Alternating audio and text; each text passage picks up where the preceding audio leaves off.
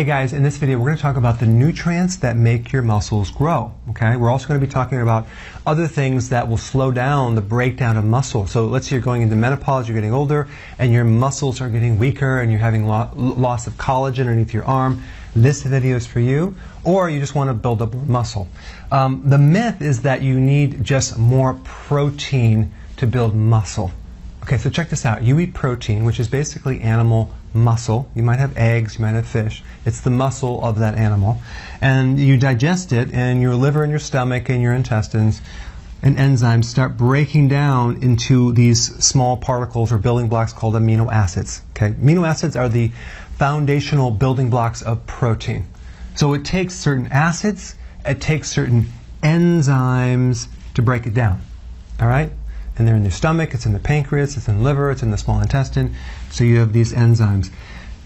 So this whole conversion of breaking down the protein and then building it back up require these nutrients, okay? Vitamins and minerals and other things. So in other words, the purpose of vitamins and minerals are basically coenzymes or cofactors to help convert the raw material, amino acids, into body tissue, or other like fatty acids into healthy tissue. So we need the vitamins for that. And we also need these vitamins and minerals to support the enzymes, which are the magical workers that pull this off.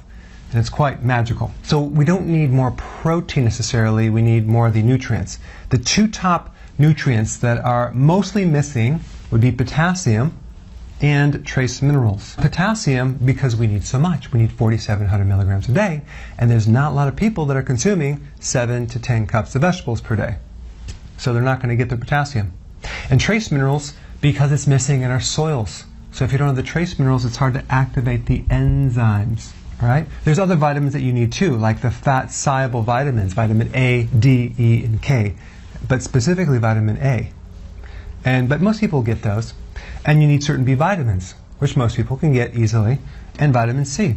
These are all necessary in the conversion into actual muscle tissue. Okay? And of course, if you exercise, you're going to break down tissue and you start building back up, and that's a necessary thing. But I want to go through some common issues that people have that might not necessarily relate to nutrition in general. It relates to amount of sugar and refined carbs. So in the other videos I talked about insulin resistance, okay? And that's a condition where your cells no longer allow insulin into the cell as much as it should, so it's kind of blocked.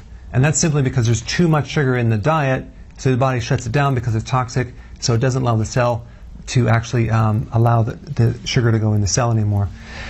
But because insulin is also involved in the absorption of protein and amino acids, you have this dual effect of now you can't get fuel, but you also can't get amino acids in the cell. So that's why diabetics, for example, have a lot of weakness in the muscle, loss of collagen, loss of muscle strength. And here's the animation how it works. You have the normal protein going in the cell with the help of insulin, like a key. And then over here you have insulin resistance, where the cell is blocked, insulin can't enter anymore, and thus you have less protein in the cell. Thus you have less muscle protein, collagen, joint tissue, you name it. Okay? So insulin resistance is one thing, and then you also have stress in general. Those people that are adrenal body type, they're stressed out. What happens, they're activating a hormone called cortisol. Cortisol is it's called catabolic. It's very destructive on the muscles. Okay? Catabolic means breaking down, anabolic means building back up. So when you have the muscle breaking down its particles in this animation, you can see these muscle particles are breaking down because of the high levels of cortisol. It basically then converts to sugar. Okay? So protein is being converted to sugar. If you want to know the name of that, it's called glyconeogenesis. Glyco meaning sugar, neo meaning new, genesis meaning the generation of, the formation of. Formation of new sugar from muscle. Eventually they get diabetes because the blood sugars go up because the muscle protein is turning into sugar. Primarily taken from your quadriceps and your thigh and the glutamus maximus, that's your butt muscle. So you see these cases with the adrenal over time, they have no butt and they have no legs. It's all gut in the middle part, right? Like a little like a trunk, and these stick legs. That's the adrenal. And that's what's happening with muscle. So you can have excessive stress causing a loss of protein. You can have lack of nutrients. You can have high levels of insulin because the insulin's not working, insulin resistance, prediabetes, causing a lack of absorbable protein. Okay, so here are the do's. You want to do intermittent fasting. Intermittent fasting triggers growth hormone. Growth hormone increases muscle preservation and retention of muscle and muscle building. Okay, so you need 3 meals, maybe 2 meals a day. Okay, I have tons of videos on that. You can watch that. This whole 4, 5, or 6 small meals a day, not good. It spikes insulin. It keeps your protein from going in. Now, let's talk about snacks. Adding snacks spikes insulin. Again, causes more protein problems. You would think that having protein snacks between the meals is going to help your muscles. No. So you don't want to do any snacks because you want to do intermittent fasting, because that way you can heal insulin resistance. Okay. Now, that's why the pre and post meals or even protein meals is a bad idea. Gatorade filled with sugar, not good, because the sugar is what we're trying to counteract because it's creating insulin resistance, messing with your muscles. Okay. Now, as far as a lot of people, this is a mistake they make. They have protein powder, so whey protein powder, thinking they're going to drive all this protein into the muscle. But that's going to spike insulin. You'd be better off having a fattier protein. The more fat, the less insulin spike, the better. Okay? Moderate amount of protein, okay? 3 to 6 ounces. Don't go with like massive amounts of protein. Like I see people just eating so much protein thinking that's helping them when it's just overloading the liver. Your body can't handle that much protein. It just puts stress in the liver. If you're 18 years old, you can pretty much handle it, but eventually it starts slowing down. I don't even think at 18 you could probably handle too much.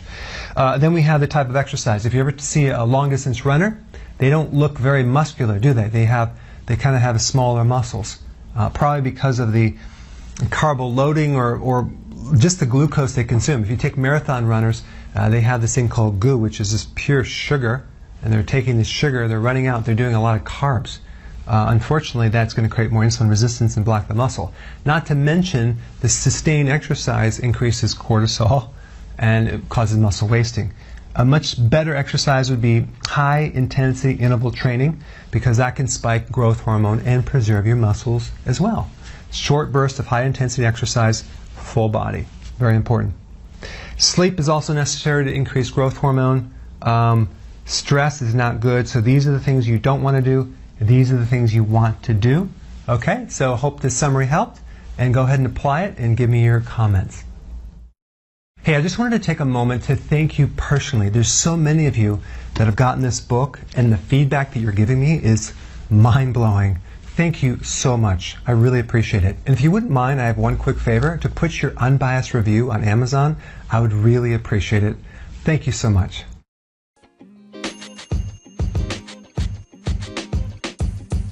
The podcast you just heard was recorded with Anchor. If you want to make your own, download the Android or iOS app completely free from anchor.fm/podcast. That's anchor.fm/podcast.